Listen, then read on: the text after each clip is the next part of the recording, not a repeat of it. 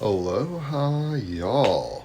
It is Monday, Moon Day, named after the moon, esoterically ruled by the moon as well. The 21st of July, the last day of Cancer season. The sun is in Cancer, the moon is in Gemini, moon is conjunct Venus. I'll reference the astrology as we go. But the cards I pulled for this Moon Day are the Page of Cups, and this deck is the Princess, but the Page of Cups, the Seven of Wands, and Seeking Karmic Balance, the Pleiades, coming from the Galactic Heritage deck. So, the Page of Cups is as follows. And with it being the last day of Cancer season, some watery element coming in hot here. This is the airy, the curious, the playful moon in Gemini, part of water, the feels, the intuitions. Sensitive and creative, open to psychic transmissions, a unique perspective, dreamer. Right? On page 76, I offer you artistic beauty. A gentle, delicate being, Sun in Cancer, Jupiter in Cancer, North Node in Pisces. The Princess of Cups, or the Page of Cups, is finely tuned to the watery world of emotions. Perhaps naively, the shadow of Moon in Gemini, the shadow of this card, the naivete. Perhaps naively, she wants to believe that a utopia is possible, a world that is abundant with love, light, and peace. When she discovers the world can be a dark and deadly realm, the shock reverberates deeply into the core of her being until it's almost unbearable. How can human beings commit such acts of negligence, hatred, and terror, right? The sun in the last moments of Cancer season is like, why is not everybody Mother Goose and caring for everything? Mars and Virgo. Why is Mary Poppins is horrified that the banks will crush everybody and that the world is a tough place. How can human beings commit such acts of negligence, hatred, and terror? How can they embody so much anger and ill will? Her bandaged eyes symbolize the unwillingness to witness the suffering. Instead, she must look inwards. Her strategy is to develop a fantasy world populated by gentle, radiant beings and creatures who are continually moved to love, support, and nurture one another. A world where love is given and received unconditionally. Sun and Jupiter in Cancer, Moon in Gemini, and all forms of life are affirmed and cared for. As a child of the spirit, North Node in Pisces, of the spirit world, where everything is evolving to its purest potential, Mars and Virgo, we're refining more and more, she is able to commune with this vast domain of knowledge, Uranus and Gemini, trine Pluto retrograde in Aquarius, vast domain of knowledge and accumulated karmic wisdom that for the most part remains unconscious. She therefore lives in both worlds and can be a powerful messenger using her perceptive nature. Mercury is retrograde, so I keep misspeaking. Perceptive nature and sensitivity to visualize and evoke the archetypal transitions and journeying that we all face in life in an endeavor to come home and become whole. Home, nurturance, self-care, care for others, unconditional love, Sun in Cancer. How can we play with the kids on the playground without gouging each other's eyes out? Moon in Gemini. We're doing this for the service of self and others, right? Mars and Virgo, for ultimately an awareness of where our hearts need to be going and how we can put away our cat claws and stop hurting ourselves and others. Mercury retrograde in Leo. When we allow the hurts and challenges of life, which will happen, to make us more inspired, more loving and beautiful human beings, we are walking the most miraculous path. This is the alchemical game, Gemini Moon, Uranus and Gemini. How can we play the game? This is the alchemical game of transforming our burdens, the ball and chain of life we carry, into radiant possibilities, to move through life with grace, Sun and Jupiter in Cancer, to not allow ourselves to be soured by sadness or be held in the withering grasp of regret, which is a constant practice and one worth fully taking on. This card invites you to consider how a complaint, when looked at from a different creative angle, is transformed into a rich form of guidance. Moon in Gemini is like, can you play with an idea? When you bang your toe, and it hurts, you stub your toe, it's teaching you not to walk that path the same way. Be more aware of your surroundings. It's not the end of the world if you make a mistake, because we all make them. And it can really overwhelm us sometimes. We're like, oh my gosh, why is this happening to me?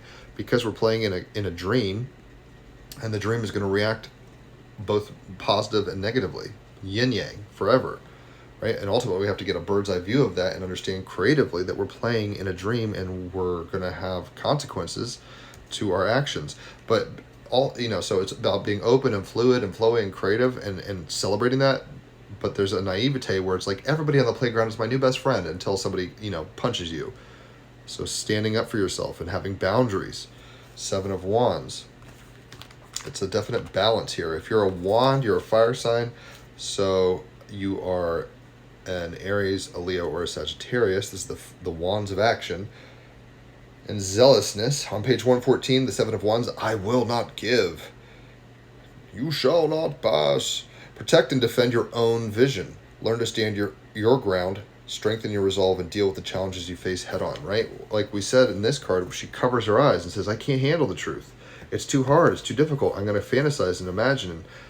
And there's a place for that, right? Where your imaginary friends come and help you through whatever, or the angels, or, whatever you think you're tripping on, or even taking psychedelics to help break down your ego.